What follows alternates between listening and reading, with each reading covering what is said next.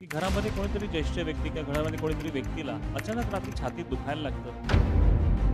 हॉस्पिटलमध्ये नेल्यावर डॉक्टर सांगतात की यांना हार्ट अटॅक आलेला आहे.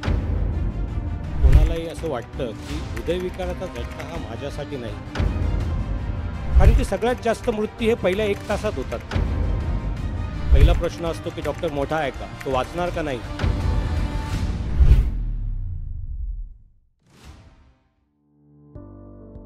घरामध्ये कोणीतरी ज्येष्ठ व्यक्ती किंवा घरामध्ये कोणीतरी व्यक्तीला अचानक रात्री छातीत दुखायला लागतं. थोडीशी उलटीसारखं होतं, उलटी होऊन जाते, घाम येतो, खूप छातीत धडधड व्हायला लागते, चक्करल्यासारखं होतं, गरगरल्यासारखं होतं आणि हॉस्पिटलमध्ये नेल्यावर डॉक्टर सांगतात की यांना हार्ट अटॅक आलेला आहे. डॉक्टर चोपडा, तुम्हाला मला असं विचारावंसं वाटतंय की हे हार्ट अटॅक, त्याच्यामध्ये त्या व्यक्तीची मानसिकता तर बिघडलेलीच असते आणि नातेवाईक पण थोडेसे चिंतेत असतात, थोडेसे चिंतातूर असतात की आता काय होईल पुढे. कारण हार्ट अटॅक, आणि आपण ऐकलेलं असतं की हार्ट अटॅक आला, आणि तेव्हा ह्याबद्दल तुमचा अनुभव सांगा ना मला, तुमच्या हॉस्पिटलमधला, की जे अटॅक झाल्यानंतर जे रुग्ण आणि त्यांचे नातेवाईक असतात त्यांची मानसिकता काय असते, तुमचा अनुभव काय त्यातला, आणि काही शेअर करायची असते तेव्हा त्यांची मानसिकता काय असते, ती त्यांनी कशी बदलायला हवी किंवा काय असायला हवं मनामध्ये त्यांच्या त्यावेळेला, असं मला वाटतं. तुम्ही थोडं शेअर करा. सगळ्यात महत्त्वाचं, हार्ट अटॅक आल्यानंतर तो ओळखणे आणि डॉक्टरपर्यंत पोहोचणे हा एक सगळ्यात महत्त्वाचा इश्यू आहे असं मला वाटतं. कारण की प्रत्येक माणसाला किंवा प्रत्येक स्त्रीला किंवा कोणालाही असं वाटतं की हृदयविकाराचा झटका हा माझ्यासाठी नाही.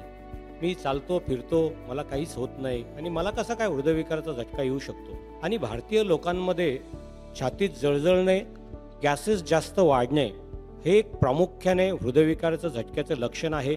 आणि त्याला ॲसिडिटी समजून ट्रीटमेंट करणे हे 70 ते 80% लोकांमध्ये होतं. आजही रुग्ण डॉक्टरकडे किंवा हॉस्पिटलमध्ये पोहोचण्याकरता उशीर करतो.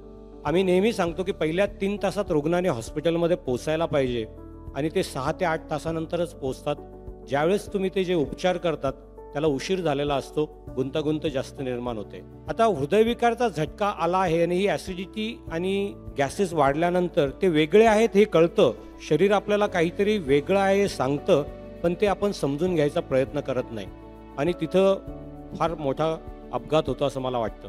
आता त्याच्यानंतर जेव्हा नातेवाईक किंवा मित्रमंडळी काम करत असताना समजा लक्षणं आलं का याला अस्वस्थ वाटतंय, घाम आला आहे, तर त्यावेळेस त्वरित त्या रुग्णाला विश्रांती देणं गरजेचं.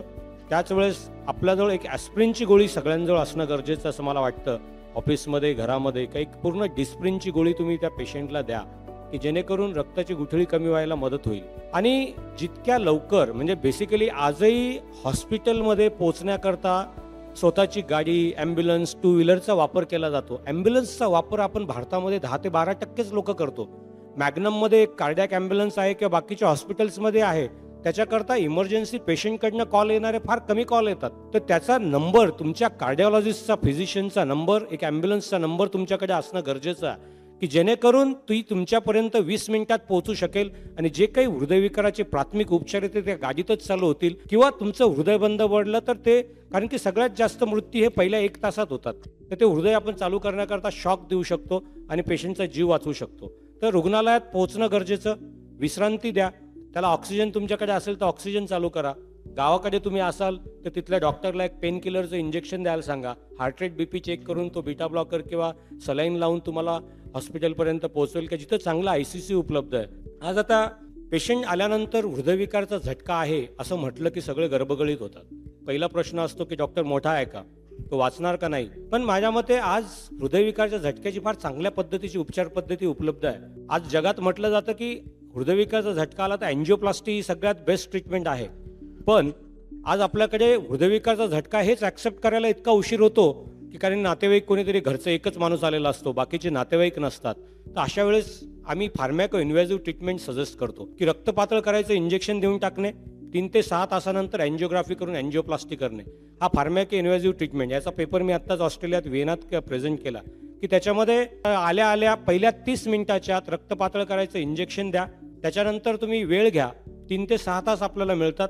त्या वेळेमध्ये डिसिजन घेऊन नातेवाईकांशी डिस्कस करून आपण अँजिओग्राफी करू शकतो आणि अँजिओग्राफी करून ज्या नसमुळे हृदयविकारचा झटका आला आहे त्याची अँजिओप्लास्टी करणं गरजेचं आहे की जेणेकरून हृदयाला रक्तपुरवठा पूर्णपणे सुरळीत होईल आणि हृदयाला जी काही इजा झालेली आहे ती पूर्णपणे नॉर्मल यायला मदत होईल. फार्माको इन्व्हेजिव्ह अप्रोच जो आपण आज वापरतो आहोत त्याचे रिझल्ट्स चांगले आहेत. Success rate is good. पेशंटची रिकव्हरी फास्ट होते.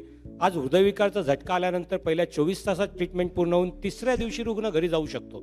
आज हातातनं अँजिओग्राफी अँजिओप्लास्टी केली जाते त्याच्यामुळे त्याच्याबद्दल भीती नाही. मोबिलायझेशन पेशंट चालत कॅथलॅबमधनं बाहेर येतो, अँजिओप्लास्टी झाल्यावर चालत ICCमध्ये जातो. हे जे काही बदल झालेले आहेत काय होईल कसं होईल माझ्या मते आज सगळ्यात जास्त चांगले उपचार कार्डिओलॉजी हृदयरोग ह्या विभागामध्ये उपलब्ध झालेले आहेत आणि पेशंट वाचण्याचं प्रमाण फार चांगल्या पद्धतीने आहे.